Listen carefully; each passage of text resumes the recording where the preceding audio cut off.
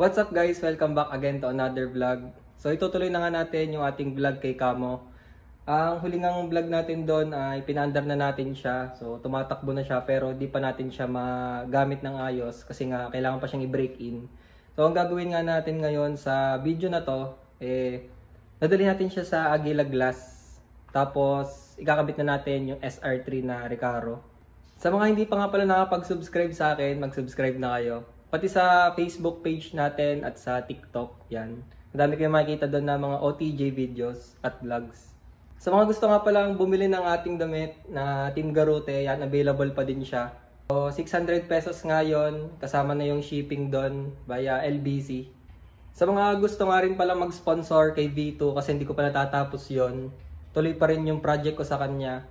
So, tumatanggap naman ako ng sponsor kahit ano yan. At syempre, shoutout nga pala sa Aguila Glass, sila yung pinakaunang nagbigay sa akin ng sponsor. Thank you nga pala sa lahat na sumusuporta sa akin sa channel ko, pati syempre sa aming talyer, yung madami pa rin nagpapagawa sa amin hanggang ngayon. Bago nga natin ituloy yung paggagawa natin kay Camo, yan, papakita mo sa inyo yung bago nating intro.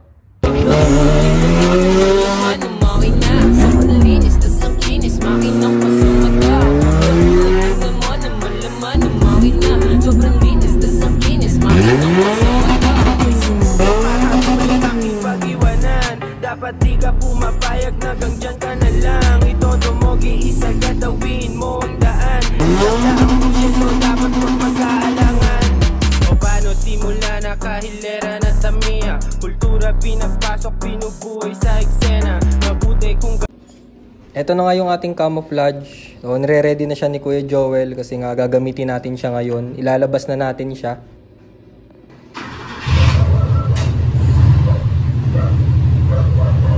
Di pa naka ano yan?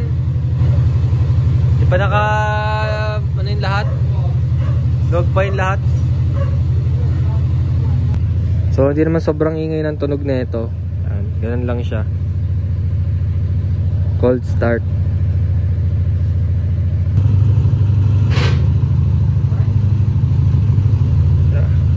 So i-adjust yung clutch. Parinig nyo naman.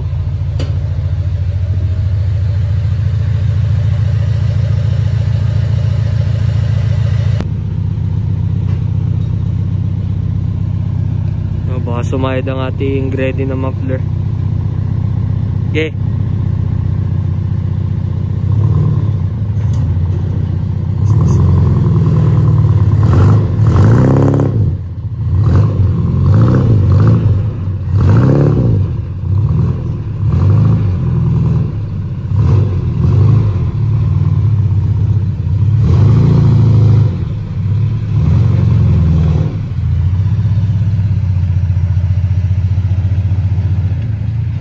So kung mapapansin nyo nga guys, masyadong nagsaside view yung ating gulong sa unahan.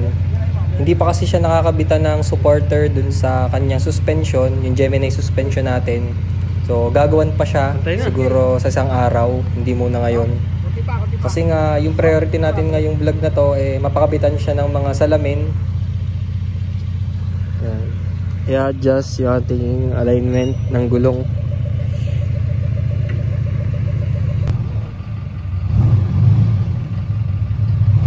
Makikita nyo dito sa unahan, ayun no, yun yung sinasabi ko na tumatagilid yung gulong kasi nga wala pang support yung ating sa suspension.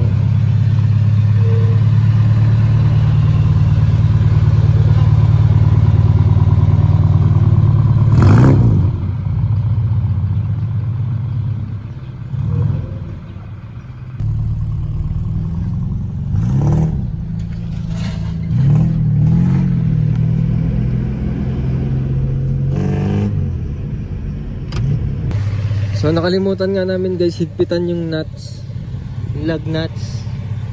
Tumigil kami dito sa talyer.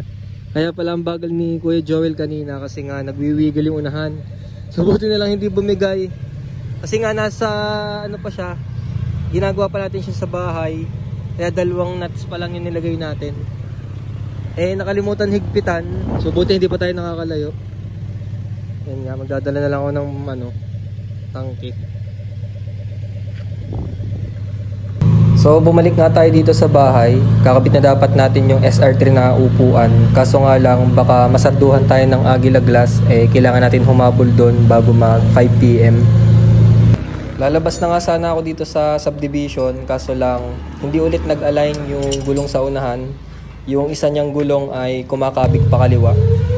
So tetestingin nga siya ni Kuya Joel ngayon para madala na natin yan sa labas.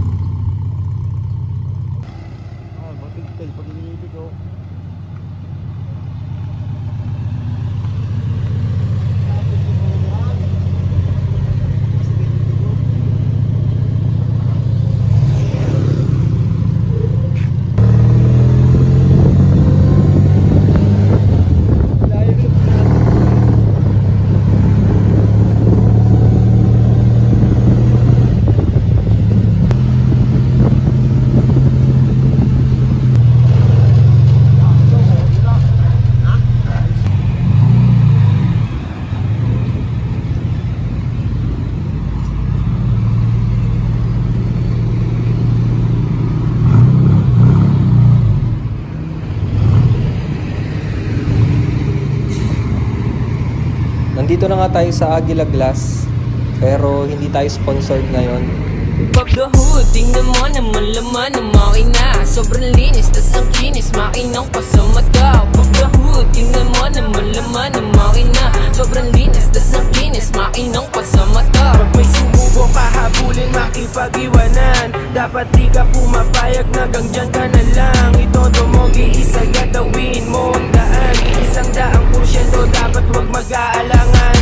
O paano simula na kahilera na tamiya. Kultura pinagpasok, pinubuhay sa eksena. Mabuti kung garute, taga-suri mo ng pyesa. Sa kalsada, gay humabol pag naiwang ka pasensya. Sobrang baba, walang sayad, makina solid yung tono. Nagmo-modify ng honor, iba din yung talentono. Sa kalsada parang tigas, bumabali pa ng olo. At salamat sa pamana mula sa mahal kong lolo. Subukan mong So tapos na nga ikabit yung mga salamin.